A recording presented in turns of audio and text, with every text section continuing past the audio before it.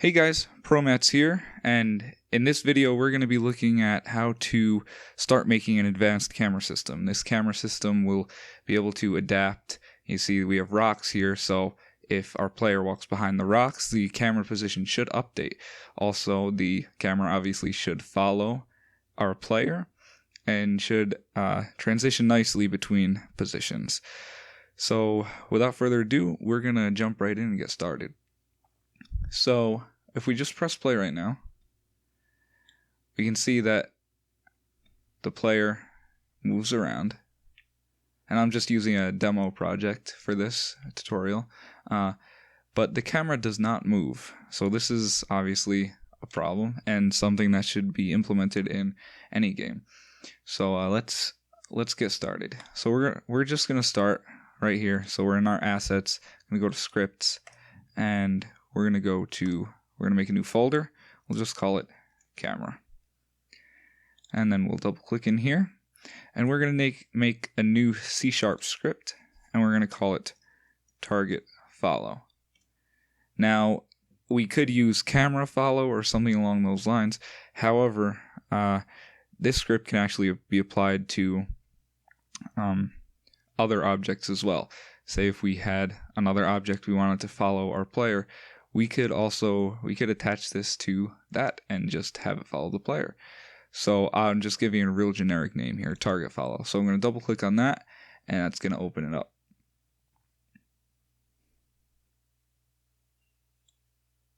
Okay, so once it's loaded here,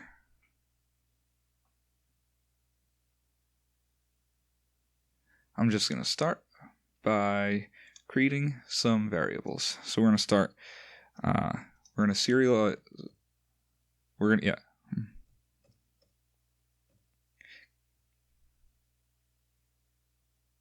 Okay, so I'm just going to start by creating some variables in here. So I'm going to do private transform target. And this is going to be the target object that we're going to be following. In this case, it is going to be our player. But once again, like I said, it could be any object. So we're just going to give it a generic name called target. So then I'm going to add a tooltip. And for those of you who don't know, a tooltip is it'll give you a little description inside of the editor. So what I'm going to do is I'm going to say tooltip, and inside the quotes I'm going to say the object to follow. Okay, pretty straightforward, but it's definitely something useful. And for things like this, you do not have to put a semicolon at the end. Just a little tip. Okay, and also we're going to serialize this field so that it shows up in the inspector. We do not need this to be public because we don't want any other script to be able to access this. So we're making it a private variable, and we're also going to serialize it so that we can see it in the inspector. So if we go over to our camera, our main camera over here, just gonna collapse some of these, and I'm gonna drag in the target follow script. Okay, so now we see our target, and if we hover over target, we're gonna see that little tooltip pop up, and it says the object to follow. And if we changed it, it would say whatever we changed it to say. Okay, so next what we have to do is we are going to the function we're going to be using to move the camera is called smooth damp, and I have I have the page from the Unity documentation pulled up here. So we're going to be using vector3.smoothDamp. You could use lerp.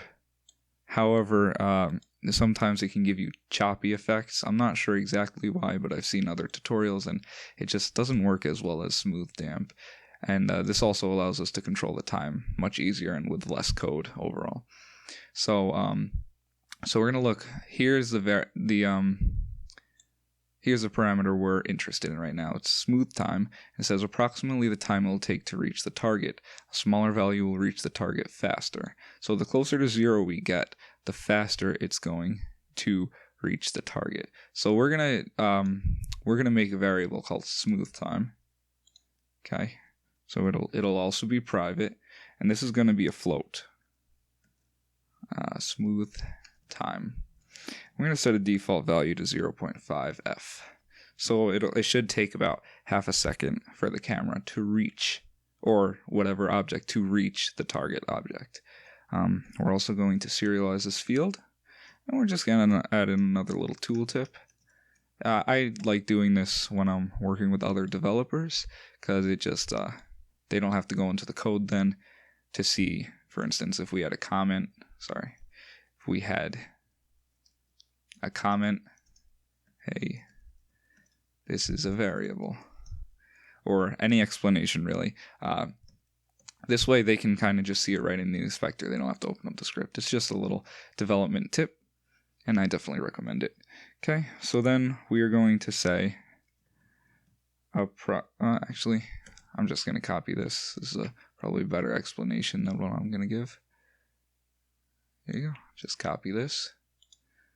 And now we just have a nice little, well, I guess this one's kind of longer, but it'll now tell whoever's in the inspector what exactly that does. Okay, so it should pop up, and we have smooth time, approximately the time will take to reach the target, yada yada yada.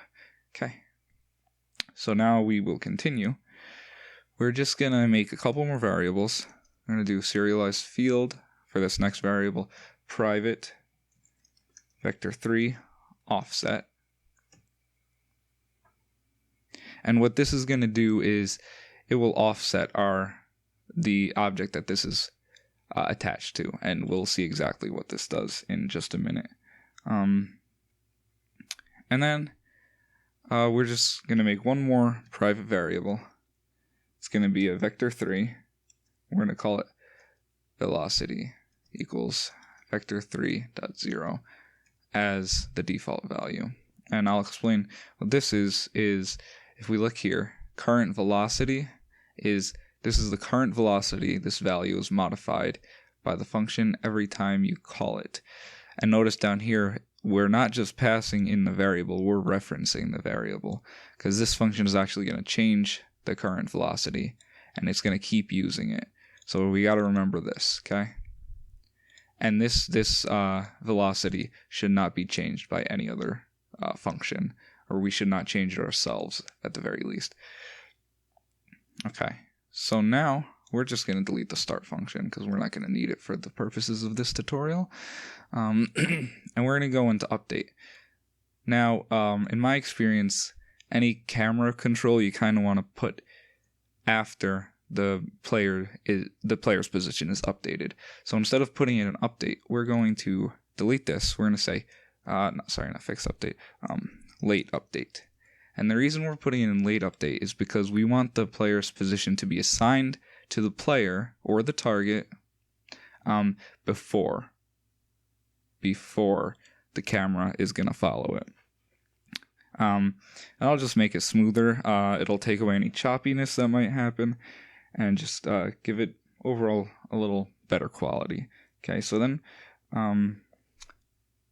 we're just gonna start typing this transform.position equals vector3, and this is where we're actually assigning the position. We are actually assigning we are moving the camera now, or whatever the following object is. Okay, so we're using vector3.smoothDamp.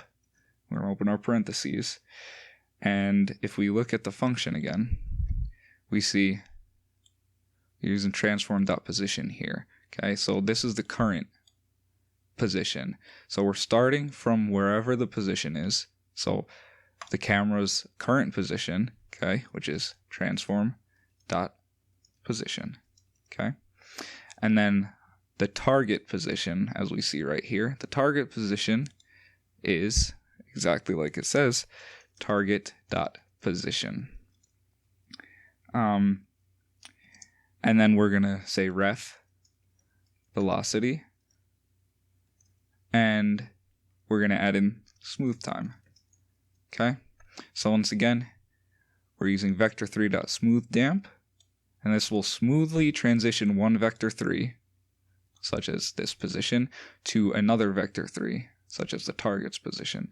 Okay, and the velocity is the velocity being updated by this function, We do not want to change this ourselves. And smooth time is approximately how long it will take to reach the target's position. Okay. So now we're just going to go and test this out. Let's see what happens. First of all, you want to make sure you have your camera selected. And we're going to, my player's name is Miko. So we're going to set this as the target transform. Smooth time we're going to leave. And for right now, I'm just going to leave this offset how it is.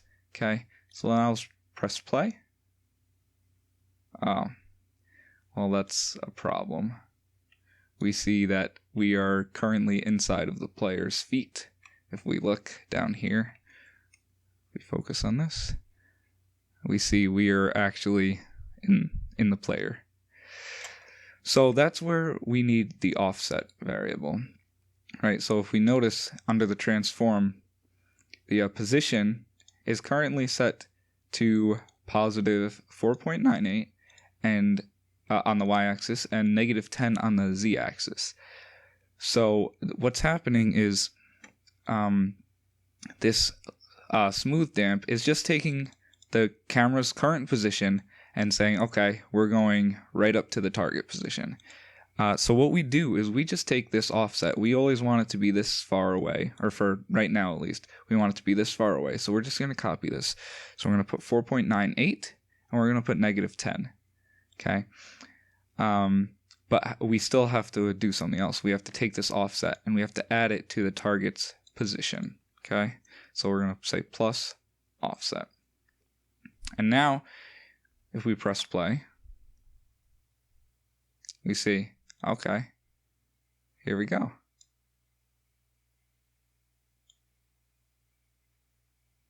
Now we have a very nice smooth follow. And it looks great, you know? And the camera's position is updated relative to this offset, which is awesome. We're following the player. And yeah, it looks great. All right, so that's it for this tutorial today. So we looked how to smoothly follow a player object, or any object really, and it's great. Next time we're going to look at how to increase the functionality of the camera. We're going to start looking at how to make the camera constantly look at the player. You see, he kind of goes off from the center. So we're going to smoothly follow the player while still keeping him in the center. And I'll explain that in the next tutorial. And then we're also going to be making it so that the camera moves so that that doesn't happen. So that the camera doesn't go on side objects. And we're going to be manually doing all of this, and it's going to be great. So if you like this tutorial, please leave a like, consider subscribing, sharing with any developer friends, anyone who's learning how to make games. Yeah, so thanks guys, have an awesome day, and I'll see you in the next tutorial.